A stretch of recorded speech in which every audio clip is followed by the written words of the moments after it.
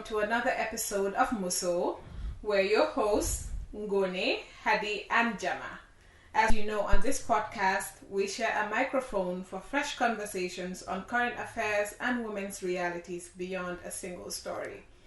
It's another Monday morning. We hope you're all doing well and you're having a great start to this week and that you're not overworking yourself and you're getting paid enough, you know. It's something we always need to consider. But anyway, ladies, how are you doing? Are you overworking yourselves? Are you getting paid enough? What's up? What's good? Thriving on my break. Thriving on my break. Even though I'm still checking emails and stuff, but then yeah. It's just nice to just lie in the house and know that this is not an obligation for me anymore. And I can just rest for my 4 weeks. Must be nice. Mm-hmm. It is nice. I can confirm. Ha ha ha. I can confirm. Well, lady, we've had enough. Hattie, how are you? I'm very exhausted. I can barely see. I can barely stand straight. I can barely do anything. I am like wiped. This week has pooped me out. Sorry, I can't relate. I can relate. I can absolutely relate to that. I'm so tired for talk. Like, I'm always sleepy. It's like, you know, that's how I am. I'm always sleepy because I'm tired, man. I need a break. You know, my body's doing the opposite, where it's like there's so much to do, so it's not shutting down. No matter how much I just want to rest, I have been unable to get any rest this week. Can't sleep, can't do much. But we move. It's hard to sleep even with Nawek and the heat. Please. And the jumping lights, like Comfort Go Fat. I can't believe we're doing Comfort Go Fat again this year. I think every year. It's like around this time of the year, my Facebook memories are filled with posts of me complaining about Nawek from like 8 years ago and think, I want to go home. So this week we're going to talk about something that a lot of people can relate to, a lot of menstruating people can relate to, something that makes our lives a living hell for a certain part of every month, something we dread, and that's, you know, your period, our periods. And to get into it as usual, we're going to begin with a quote that's going to segue us into the discussion. This quote is by Fatima Sane, CEO of Fatima's Pad Drive, and she says, I believe if we speak up about period shame and destigmatize the issues and shame attached to menstruation, women and girls will feel more powerful. It helps to remove fear and shame, particularly to the younger girls who just started their menstruation or are yet to start. I can dig it. Yeah, I can dig it. I can dig it because I think we all remember our first period. Where you were, you know, who you were with, how it happened. I think that's something that you would never forget. And for me, I think it was in junior high, middle school. I was coming home from school. Like I was walking and then I felt like this sharp pain in my abdomen. And like I felt like the harder I breathed, the more I felt it. I was like, what is that? I got home, went to the bathroom to ease myself, and I saw blood. But luckily for me, I knew what it was. So I went to my mom, I told her, and, you know, she gave me the whole, Legi Makanga, you're now grown, so you should be careful speech. And I was like, careful about what? But you know, we're going to get into all of that. So, Hadi, what was your first period? I thought I was going to die. I didn't know what was going on. I will never forget the day. It was my aunt's wedding. September 8th, 2006. Okay, I do not remember the day. No, I'm very good with dates, by the way. Oh, okay. Yeah, so I literally thought I was going to die. Because I was just like, what the fuck is in my... Can I go? Yeah. Go ahead. I said, what the hell going on, bro? Let me bring the Atlanta up. But I was so confused. And so I showed my aunt and she was like, oh, and then she just gave me a pad. And I was like, oh, I'm not dying. She was like, no. And she was laughing at me because I really thought I was dying because, like, there was blood. Like, it was spotting because I kept on changing my underwear. Like, for, like, 30 minutes that day, I was just changing my underwear. And then, yeah, so after that, like, I told my grandma because my grandma was like, Lady Magna, nonsense. And then that was it. And I think all of us, yeah, all of those. Mine was August. It was an August. I can't remember the exact date, but I know Nedenyo once my airport. She was traveling, and then as soon as we got home, so while we were taking her, the whole day I could feel some discomfort, right, in the around my naha and stuff, the abdominal area. So we dropped her off at the airport and we came home. I think I went to pee and then noticed like there was blood in my pants. So this is a bloody episode. If these things make you cringe, just stick to the episode and listen to it, right? So I realized there was blood in my pants. And so I went to my cousin. I was like, so it wasn't like I didn't know what was happening. Because I think being at Lenahan, for example, those were some of the things that we were doing work around. And so I knew what was happening, but still it was shocking. Just sitting there and seeing blood oozing out of your vagina. And for me also, like, it was also not shocking because I was kind of late in the sense of, okay, when people start. So all of my friends had already started. Mine started, I think, the holiday from grade 9 going to grade 10. So I was about 14 when I had my first period. So then I was like excited that, oh, it's finally here. But also, what the hell is going on? Why do I have blood coming out of my vagina? And so I went to my cousin and I told her, and so she took me to her mom, my aunt. And so they like gave me pads, helped me clean up and everything. Then you're in the Inde. I was like, okay, what's this? And you're in the Inde, and then they told me to go and get a bantibale, like a broomstick. And I brought a broomstick and I said, okay. So they held the Inde and said I should poke 3 holes. Because then that would make sure like I have 3-day cycle. I bleed for 3 days. So I poked the 3 holes and I bleeded for 14 days. I was just about to ask if it worked.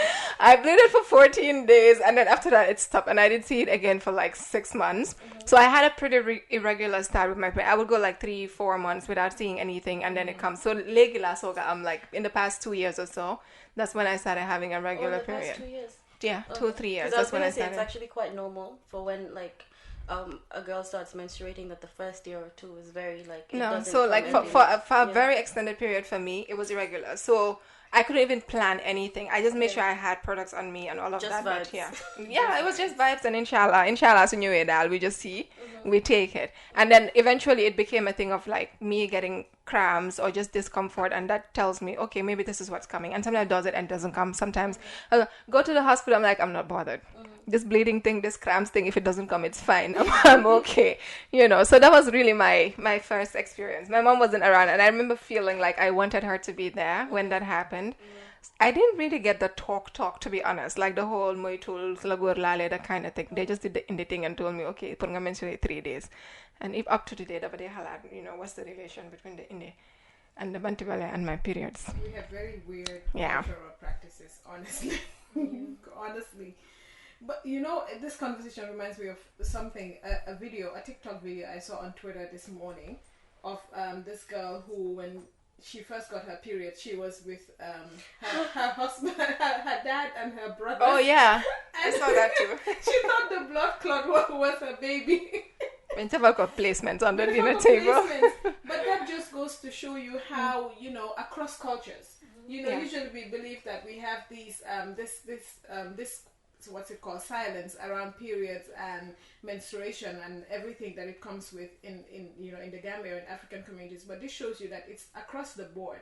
People do not talk about menstruation, and for me, I realized that the more I talk about it with people, the more I learn about myself and my cycle, and the more I know about my body as well. And it's crazy because a lot of, I think, majority of young women in this country or majority of girls in this country are not prepared at all when they get their period. You can know about periods, you know what it means and stuff, but you are not yourself, you're not prepared for it, and you don't know how to deal with it when it starts. And then the effects that it has. If, for example, when your period starts and you're told, like I was told, you should be careful, you're now grown. What should I be careful for? And what repercussions does this have on, ultimately on our sexual and reproductive health, Hadi? Oh, that's a question. It's funny. I literally, right before coming here, I had a session on sexual and reproductive health with young girls, and the period talk came up, and I asked them around like what myths and misconceptions have they had growing up. And it's basically just this entire conversation that we're having now that I just had. And when I think about certain stuff, especially around like if a man touches your breasts, that's how you get pregnant and stuff like that. we are not teaching our young girls anything about their bodies. We're basically we're not teaching our young girls anything about their bodies. There's no full understanding of what the menstrual cycle is. Even just the fact that like it's not just that the menstrual cycle is the part of the cycle where you bleed, because you know the cycle starts from like the day one of your bleeding all the way to the day before your next period comes. So we're not giving an understanding of what happens during, you know, the phase one, during the luteal phase where like, you know, the estrogen is building up. We don't know what happens around ovulation, which is the only time you can get pregnant, and touching breast is not going to get you pregnant. You know, we're not telling, and also a lot of the time it's because we don't have the understanding to begin with. So you can't even lay that blame, because also there's the assumption that if a man is touching your breast, then obviously there's like some other kind of sexual play or sexual activity going on. But if you tell a girl a man touches your breast is how you get pregnant, then she could be having like actual sexual intercourse, but then is like bulas no end. Yeah. I think there was a running joke about don't touch, don't touch, don't touch. So I can't remember the full, but you used to hear when we were kids, like the parent, so the girl started menstruating and the mother was like, if a man tries to leave, then tell them don't touch, you know. And then I think what happened was like the girl was in a position where she was like in a sexual relation with someone, and then the person was like, so yeah, I'm gonna go don't, and then it's like touch, and then don't, and then touch. So when she's saying touch, it's like touch, and then that happened, and she got pregnant. And I think it just points to like just the mixed messaging that people receive, and how we just, you know, skirt around the issues as opposed to being direct about this is how your body works, this is what happens when this is happening. The fact that in all of sex is safe. Yeah. So you can't even talk about, you know, any kind of sexual and reproductive health issues outside of the context of marriage. So you know, in communities like this, how do you have these conversations around sex and sexual activity and periods in general? How do you make the female body something that's not for male, you know, for the man, and something that girls should understand and should be proud of and should be able to know? Like even today again, like we were teaching and I went through like the internal organs, the external organs and all of that, and just so girls can know the names of things and their functions, versus just the penis goes inside the vagina and what part. Exactly the vagina is, the private part, exactly. So it's so important that we have these conversations and we have a proper understanding of what's going in the body, what is causing menstruation, what's deemed healthy, what's deemed unhealthy. Because you also hear stories about how, like, you know, like we said I briefly mentioned in the beginning of any kind of menstrual cycle, your period is not regular, and also not every person has a regular period, and also certain issues like stress or, you know, exercise, a lot of things can contribute to an irregular cycle. But I've heard so many stories of girls where the link talk, they'll skip their period, and then I remember someone was explaining that their dad threatened to kick their mom out of the house because she didn't have a period for 1 month, and so the dad assumed that she was pregnant, and then basically so don't be this is and that, without really understanding the realities of what the menstrual cycle actually is. And beyond the things that I said to you, the myths or the misconception or whatever, and the taboo itself, I think that's what I'm looking for. The taboo around menstruation extends to even the use of menstrual products. You go into the shop, you know, you can't even ask a pad or not when people are there. I remember, like, I used to stand back and wait until the shop cleared out to ask if they have, you know, freedom. That back then, that's what we had. If they had freedom pad, and then after you got it, you'd wrap it around newspaper, hide it some way, and like it's like there's this whole taboo about something that is a natural bodily function, like urine and poop and whatever. I think it even got to a point where even when you don't ask the shopkeepers, because I remember very recently, so I ran out because usually I keep a supply at home because I know my parents just come anytime. They're not so late and they estimate. But that day I ran out, so I had to get one from the shop, and I went to get it, and he was like, and he started pulling out newspaper. I'm like, no. So I didn't even take the plastic bags. I held the thing, and I saw how he was looking at me. So then even with the way the things happen, they themselves are conditioned to like hide it. It's a product that you don't sell in the open.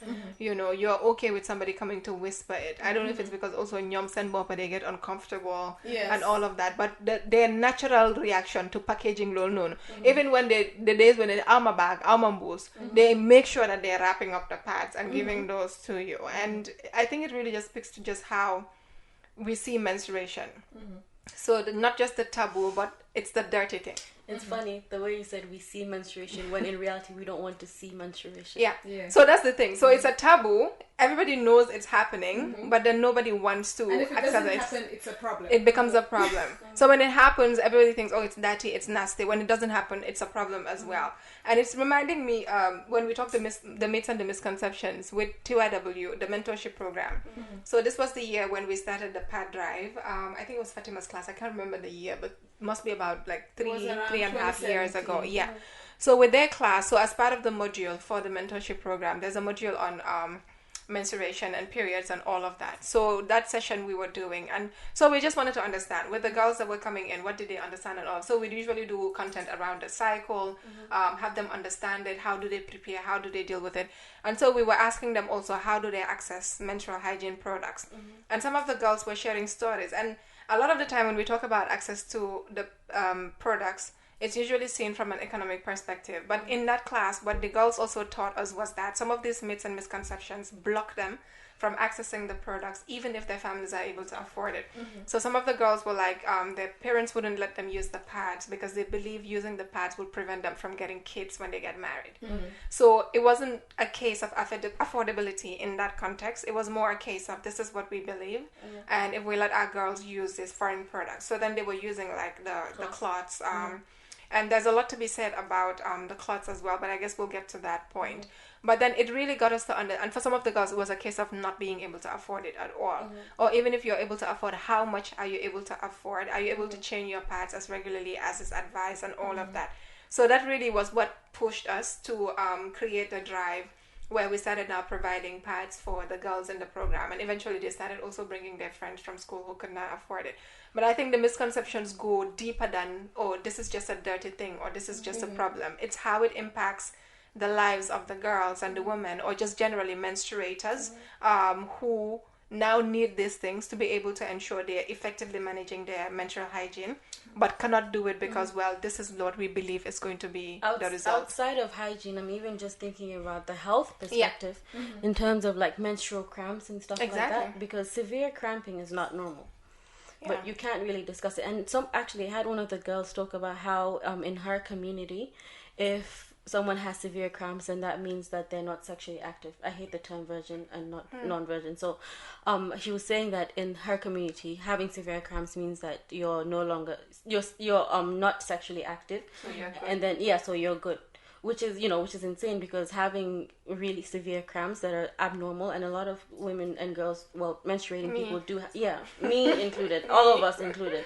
It's not normal. It can be a sign of, so many different medical conditions, and like endometriosis, PCOS can cause it. But if we're not able to talk about what is going on in our bodies, then it's very hard to actually find a relief from what is going on. And it's not even just the physical, it's the emotional, like suffering from PMDD and other kinds of issues. For me, my migraines when I'm ovulating, there's so many things, but like unless you discuss it, and we're not given the space to discuss it, it's hard to realize that, oh, there's something I can do for my body. And I remember even with cramps, because I have cramps like really bad, and at some point I thought it ran in our family, and they would look at it as, because young cramps, you can't do anything. People look at it as nangatayal. You're trying to run away from doing housework, and so work and do stuff. But I can't move. That's the thing. My legs are all you literally can't get up out of bed. But then people always see it as the fanekadi daw ligay. She doesn't want to be a part of the housework and all of that. Lul mota muneka di fake the cramps and stuff like that. So it's a lot to unpack. And we're talking about the myths and where they come from. And not long ago, I was reading Hala by Usman Sambel, and there's a part where the Bajan was telling the main character, the man, that his new bride was seeing her period. And in that part, the author explained how, according to tradition, a menstruating woman, because then that's what it was, a menstruating woman or a menstruating person would wash their cloth at night because they would use cloths. They didn't have access to sanitary pads, but they would use cloths, and these cloths would be washed at night so that men would not see them. because your period or whatever you're using to take care of your period is something that's supposed to be out of the sight of men. Like men are not supposed to see it, and then I think for me, I read that and I thought that maybe this is where the taboo and the myths begin, because if this natural function is something that you feel the need to hide from the opposite sex, people who basically live with you, they're your husband, your brother, your everything, and if you feel the need to hide it from them, some of these people are going to go ahead and get married to women, and some of them would have female children or children who would see their period, get their periods. How would they help them in that case? I think it's back to the patriarchy, really, and that's why it should be situated within that context. Because even with the Ramadan thing, I think we had a discussion here around mind your business and stuff like that, but that's what it comes down to. You're in the home, you're having to refuse to eat, because then you eating would signal to the men, not everybody in the house, just the men, that you're not fasting, it's probably because you're on your period. But I think it's also just the reason why a lot of the euphemisms, because you can't even say I'm on my period without people looking at you like, are you okay? I think a few months ago or so I saw a tweet, like I think it was a woman actually who came out to tweet that and said, periods are so sacred and so private, but people come on Twitter all the time and talk about I'm on my period and blah, blah, blah. These are things that you need to keep to yourself. And I think that's really where the problem lies. I mean, it's the talk of the mangi tilim, just mangi tilim, setuma, the magi duty. So we find all of these euphemisms. So we find all of these euphemisms just to avoid saying I am on my period, which is a real thing. It's a natural thing. It's like you peeing, like you said, or pooing or whatever. It's a natural body function. But we do all of that, and again it comes back to what gaze we're trying to satisfy. Whose gaze is it? Because it's not the woman. The women know what's happening. But for the men it's like, they don't need to know. What are you protecting them from? And being public about your period, that's where the whole shaming comes to as well. Because if you're open with it, it's like you're danga tegin. How come you're showing everyone that you're on your period? And like that person, I've had someone I've worked with say, she was like, how can you people talk about your periods on Twitter? And I was like, it's natural. Why wouldn't I talk about my period on Twitter? It's like, I could never do that. And another friend of ours who was there, she was like, but that's normal. It should be okay to talk about your period. But this is someone who's, very open-minded in other cases. But in this case, she's like, I could never talk about my period because we have so much shame attached to it. When you're on your period, you should be ashamed that people are seeing you eating when you're supposed to be fasting. You should be ashamed that there's a stain on your back because you're on your period. I remember that incident I had when we went to that event, and I was mortified that I bled so much that I overflowed all over the place, and I was so mortified. But now I think about it, and we had to hide it when we were leaving. We had to hide it, and it was like, oh my God, it was so bad. But now I think about it, and I'm like, why was I ashamed that I overbled? It wasn't my fault. There was no way. I have a period. And there's no way you can control how much you bleed. So I think it's why it's also important to talk. So on that part it could invite some shaming from people, but it's also helping a lot with more people being open about talking about it. Or even if you're not mentioning period, just your cramps, because even saying I have cramps, because people then link it to menstruation, even that people could not. But I think the more conversations are being had, the more girls, women, menstruators are free to just speak about it. Because for me, I say I have cramps because I think I've connected periods to cramps so much that it's not even the period that I care about. It's the fact that the cramps are coming. So it's like I just have cramps. For me, I think now I've gotten to a point where I'm so comfortable sending an email, like work email, like I can't come in, I have menstrual cramps. I've been doing that for years. I'm like I have menstrual cramps. Why weren't you at work? I had menstrual cramps. If you're uncomfortable, that's your problem. But really, that's what I had, and so I think this is a good place to take a short break, and when we come back we'll look more into periods and period poverty. Take a chill pill, and if we're creeping you out, we're sorry. We're not sorry. We're not sorry. We're absolutely not sorry. I ain't sorry. It's a bloody episode. We'll be back soon.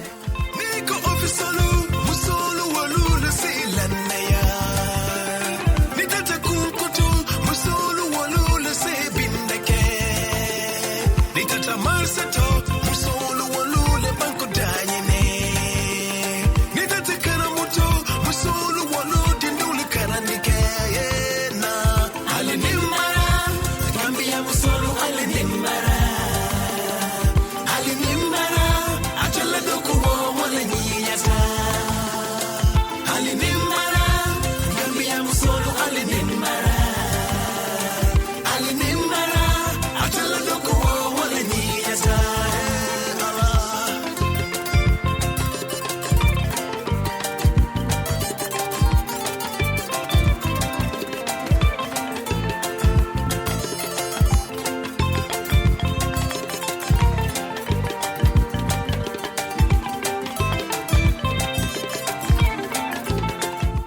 welcome back. It's a bloody Monday. We're dealing with periods, So, my co-hosts say they're not sorry if you're disturbed. So, sorry, not sorry. We're talking about blood and periods today. Anyway, we've talked a lot about periods and the myths and period shaming and everything that it comes with. And beyond all of that, there's also the issue of period poverty.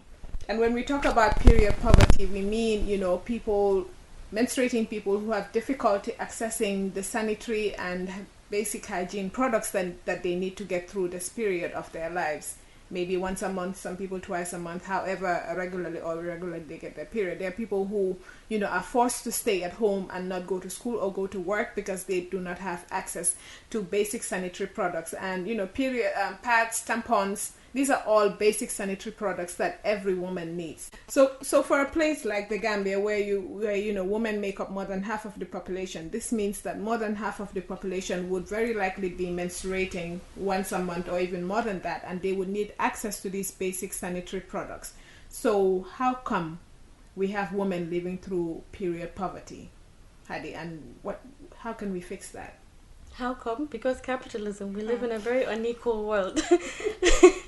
But it's definitely something really, really important to discuss, because not just the stigma around periods, but if a girl, does not have access to period products, school, the rate of going to school reduces, so there's more chances of dropping out because, you can't really be bleeding. Well, you're not supposed to be, quote unquote, be bleeding through a uniform. And there's just so much shame attached to it. Having limited access to these period resources impacts a girl's education, mental health and well-being. And there's just, I also keep thinking about the fact that it can be, for example, if you're in a community and your family is quite poor, you have to think about what kind of resources are available to you. So it goes from seeing that a girl is really not the priority. So not really prioritizing sanitary pads over, let's say, food or over, let's say, other items. And I think usually when we talk about period poverty as well, one of the things we don't talk about a lot, so a lot of the focus is on the actual period products. But I'm thinking even access to clean water. That in itself is a problem, because I use more water when I'm on my periods than I would do regularly to clean up myself.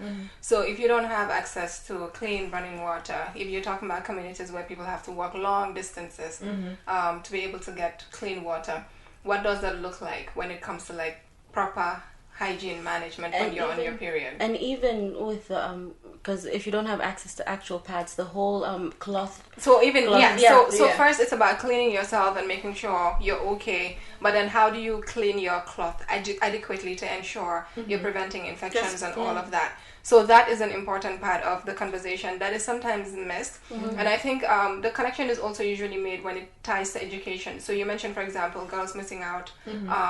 But it's also because in the schools, these facilities do not always exist, the wash facilities. So we talk water, sanitation, hygiene.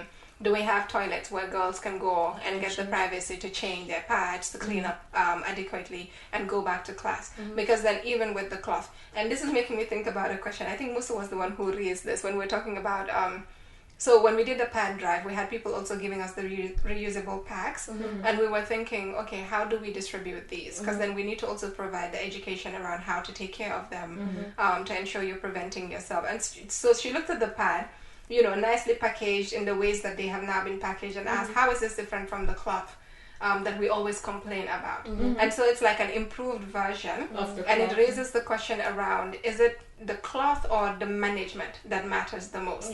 Because then the reusable ones are made from the same cloth. Maybe it's padded, maybe now you have types where you have the period panties. So they have been improved, but I think it's basically the same concept. But then you need clean water, you need a private space to be able to change without the risk of being attacked, or especially in schools where, for example, you don't have toilets that are segregated by gender, for example.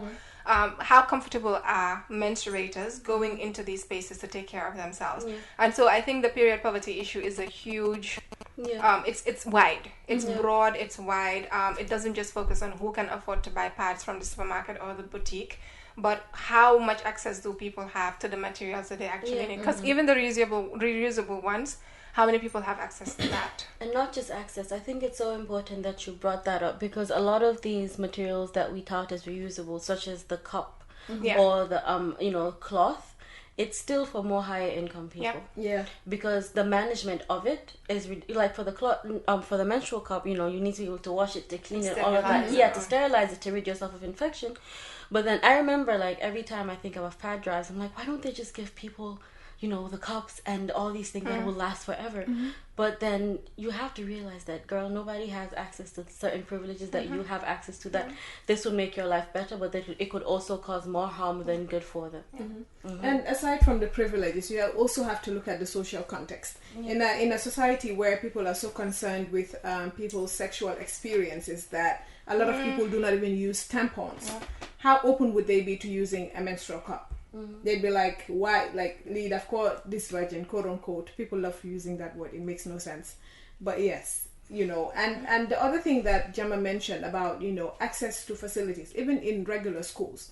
My sisters go to, like, one of them goes to GTTI, and I've heard them complain about how messy the bathrooms are, that if they need to pee, it's like a matter of running in. You only go in if you're really, really, really pressed, and it's a matter of running in and running out. And as Gemma was speaking, I was also thinking, so in that case, if you're on your period, you're in school and you need to change your pad or whatever you're using, how do you go about that if the bathroom is so messy that you can't even pee in it? And when you're changing your pad or your menstrual products, you actually spend a longer time in a bathroom. So how would that work? If that bathroom is so dirty that there's no water in it, you can't even stay in it. That also could lead to, health issues for you. Because if you're in school from 8 a.m. to 4 p.m.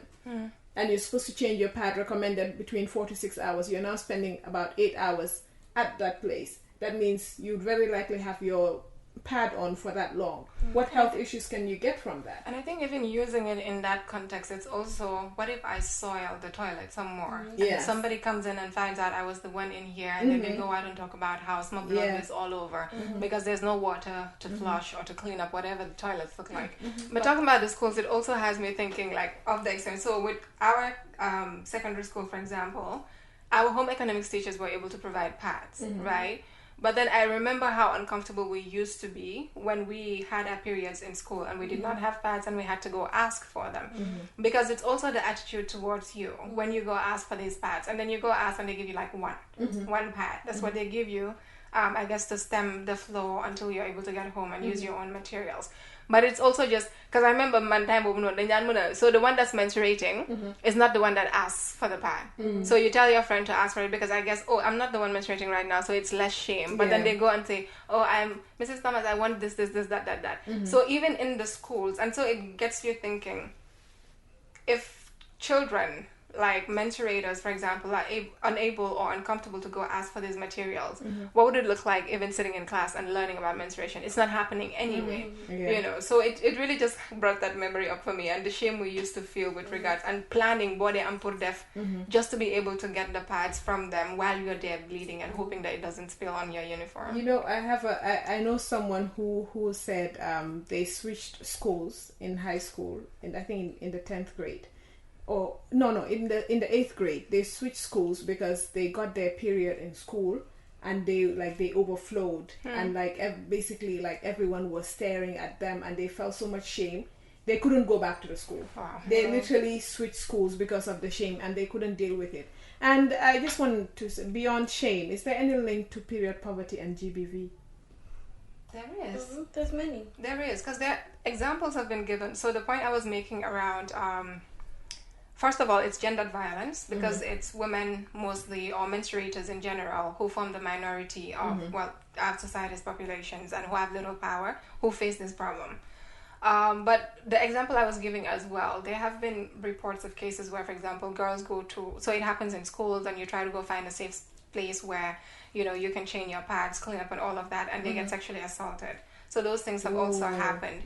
it's just a general conversation around providing safe toilets in schools. And I think this is one thing that UNICEF has been championing. I know while I was with them, there was some work around improving wash facilities in schools, and that was one of the considerations that was being made. But in general, I think obviously there are those links, because again, we're situated within the patriarchy. There are so many connections that we need to look into.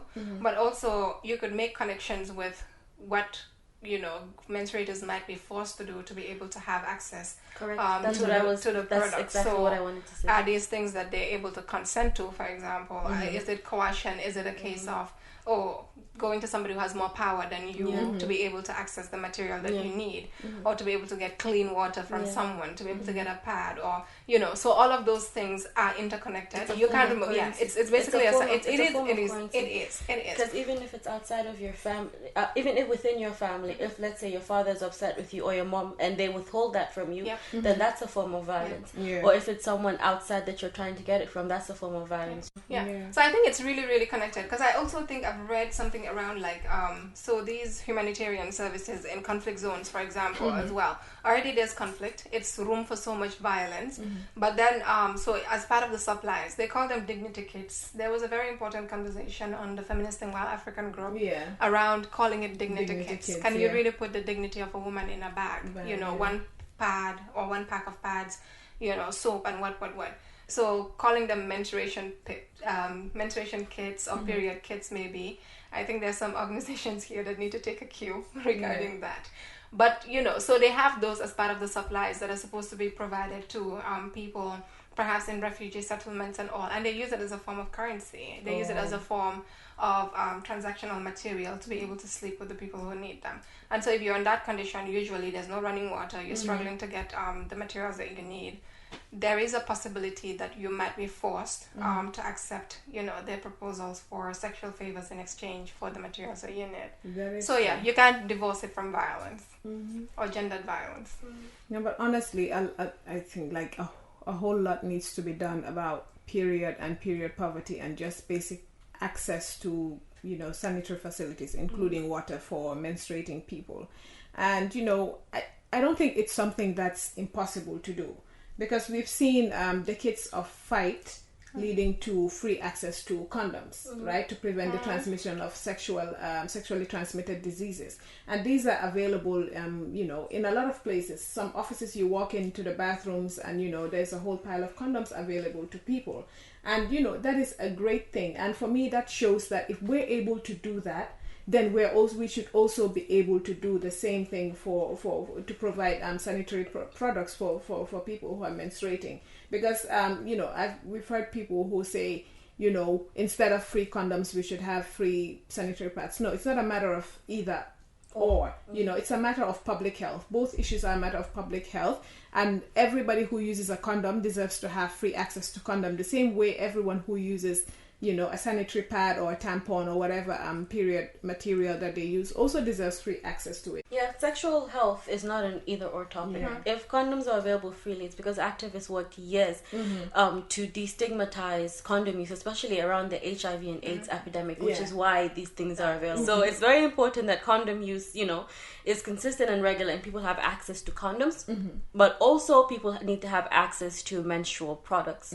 So it's not that, one has to give or the other has to give. But I think the problem is when we're looking at condom use, we're looking at it straight from a patriarchal male gaze, that men are the ones that are enjoying free condoms because men are the ones that are using the condoms. But also, it's for a reason that condoms are free. It's not that, okay, we're just doing it so men can just have sex all willy-nilly, but it's for protection against infections, especially HIV and AIDS. Yeah. And it benefits the woman as well. Yeah. And I think the reason why this is important to have, because sometimes even within feminist spaces and feminist discourse, we push this as men are getting this, why aren't women getting this? But we need to understand the provision of condoms as a sexual reproductive health. Right, yeah.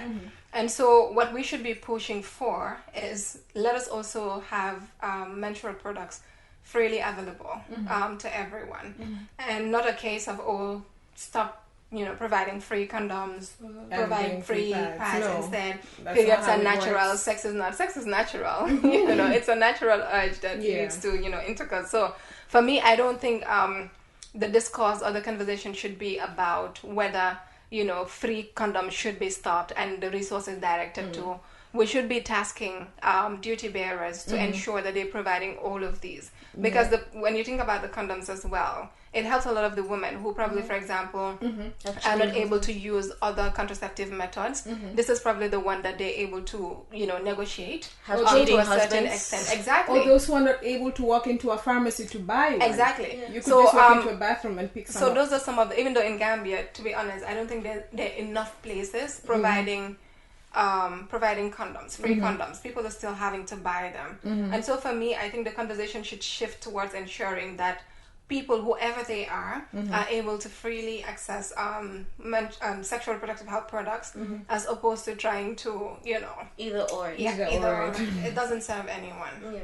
Yeah. We've delved into the problems a lot, and as usual, we talk about the problems, but we also have an obligation to profile solutions to these problems. So, Hadi, what do you think can be done to address period poverty? Educate, destigmatize, talk about things, make people very uncomfortable.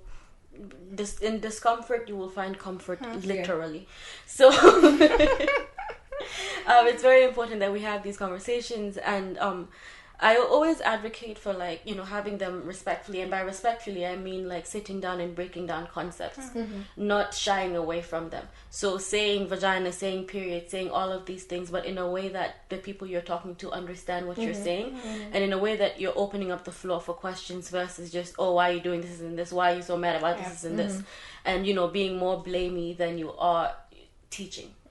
So for me, I think, as a teacher in general, my biggest thing is always teach, especially people are willing to learn, they just don't know where to start off with. And sometimes you don't realize that you have misconceived ideas. Yeah. And for me, I think it would be beyond the education, also providing the materials that people need to be able to effectively manage their periods. Because I'm thinking with the Ministry of Education, for example, rolling out their comprehensive health education, for example, a component that they could look at is provision of these materials for schools, so people can get supplies. Because I think of how with the TYW pad drive, we were able to continue even after those classes graduated. They could still come every month to get a supply of pads. My siblings used to exactly. So they could come every month, get a supply of their pads, started bringing in their friends. So at some point we ran out, and so we could not continue with the program. But when we had the supplies, we were able to give them those pads every month. And so I'm thinking, if this is rolled out in all schools in the country, that could also encourage enrollment. It could encourage retention in schools, because then the girls would be able to get their supplies. What is it going to cost, really? You look at one government per diem trip, it could provide pads for a school for a very long period. So it's really not just looking at comprehensive health education from just the education perspective, passing the messages, because yes, people can have the information, but if they don't have the resources, then what? They can't really practice the things that they have learned. I think another thing that can happen outside of so for example here, I don't think you can get free pads going into places. So when I went to my school that I have not graduated from, I walked into the bathrooms and I saw pad dispensers. I was shocked. I had to take one just to get the feeling of having to access that. I picked it up from the dispenser, because it doesn't happen here. I've never seen it. You understand? I've never seen it anywhere. So when I walked into the bathrooms on campus and I saw, and they had different variety. They had pads, they had tampons, they had condoms in the bathrooms. I was like, wow. But what is stopping us from doing that as a country? It's not like our population is so huge. Another thing that we can do is to take off the tax on these products, because that could help to bring the cost down, especially when you're thinking about getting quality products, because some of these things are really full of plastic. It doesn't really help. But if you want to get quality stuff, you can't spend anything less than $75 for a pack, sometimes even 100. One pack may not serve you for for your month. So for me, removing the tax might help bring down the cost of the products, and maybe that's something that we need to take up as CSO groups and advocate for, lobby with the government, and ensure this is done.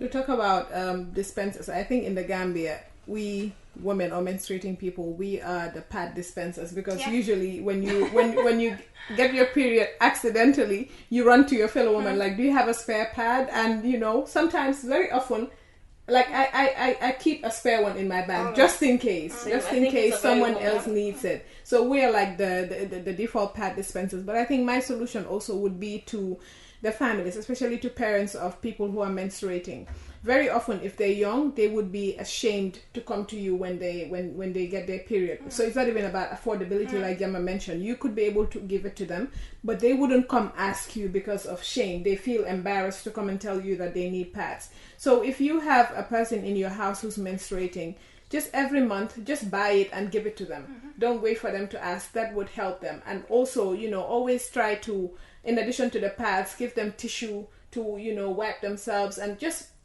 medication for the cramps, whatever you see, try to get it to them, because they would very likely feel embarrassed to ask you. It's interesting because during the 2IW thing, so one of the questions we also asked was, who buys your pads?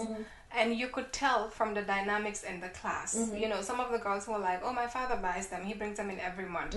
And you could see from the way they would usually engage in class, from the way they're speaking, that they're coming from a setting or from an environment where these things are encouraged, these conversations are encouraged, so they're free to talk about them. And then you look at the other group who are like, they can't even begin to talk about it. And that was like the first safe space that they had to talk about. So for example, the one that said she can't use them, not because her family can't afford it, but because they feel she wouldn't have a baby when she gets married eventually, or when she grows up.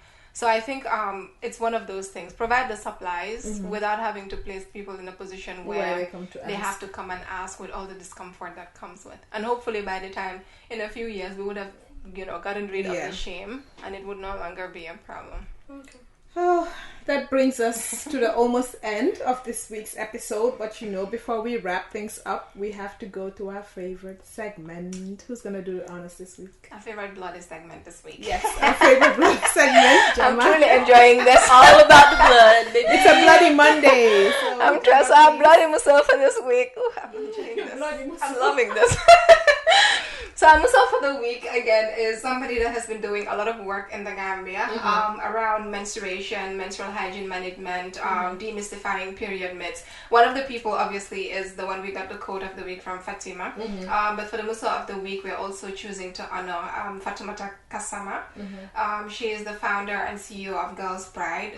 Girls Pride is a social enterprise that provides period education, basically, but is also working to minimize period poverty by providing, manufacturing in-country reusable pads, and also providing, so their package is really, really nice because it has the products, but it also has cards that show you how to use them, how to clean it, how to prevent yourself from getting infections. So she's been doing a lot of work around this, also partnering with civil, different organizations, because I know we work with her on at TYW to do surveys in rural Gambia to understand what the need is, so you can tailor the solutions. What products you're taking would be things that they're able to actually use.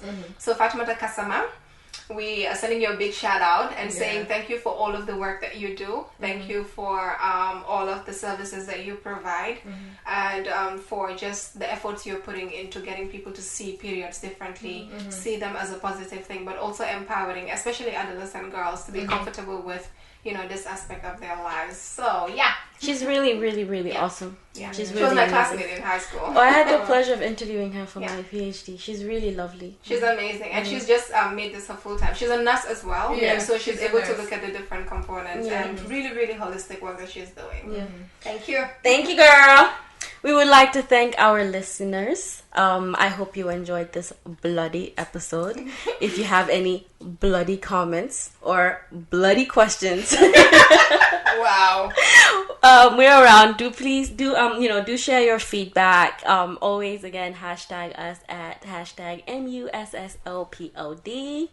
We're around. We love the conversation. We love talking to you all about all these things, especially around periods, because the more we talk about it, the more the stigma goes away. So please, let us know what your thoughts are on this episode. If you have first period stories or any period stories that you want to share, we want to hear them, and we want to share them, and we want to keep this conversation going. So thank y'all. And tag us when you do that. We're everywhere. We're on Twitter, Facebook, and Instagram as Musso Podcast. And as usual, we love seeing all of your reactions to the episodes. We love reading from you. Let us know what your thoughts are. Like Hadi said, we're looking forward to your story. Hadi, share a love story there. My life, that's so I'm tired. I'm really exhausted. Because there are actually people who follow us who are always telling us, had these stories. But I guess you shared your period stories. So and you guys laughed about that, so I think that's enough. Yes. So yeah, let us know. We're on social media everywhere. We absolutely love reading from you. So tag us, Musso Podcast. Let's keep the conversation going. Let's keep the blood spilling. It's we're coming to the we come to the end of this bloody Monday, this bloody episode, and we can't say goodbye without thanking Right Click. Thank you for an amazing production and all the time and effort put into our productions. We're truly grateful. Also, thank you to our associate hosts, aka our accessibility directors, Aissatou Diallo, Aissatou Soare, Susie Baby, and IJ. We're very grateful, and we hope this episode would not be too long for you. And if it's too long, please. How long is episode 13? How long is episode 14? How long is this episode?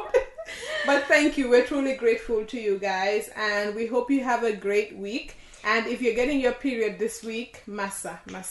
We're sending you thoughts and prayers. Have a great bloody week. Bye. From the bloody Mussos. Bye.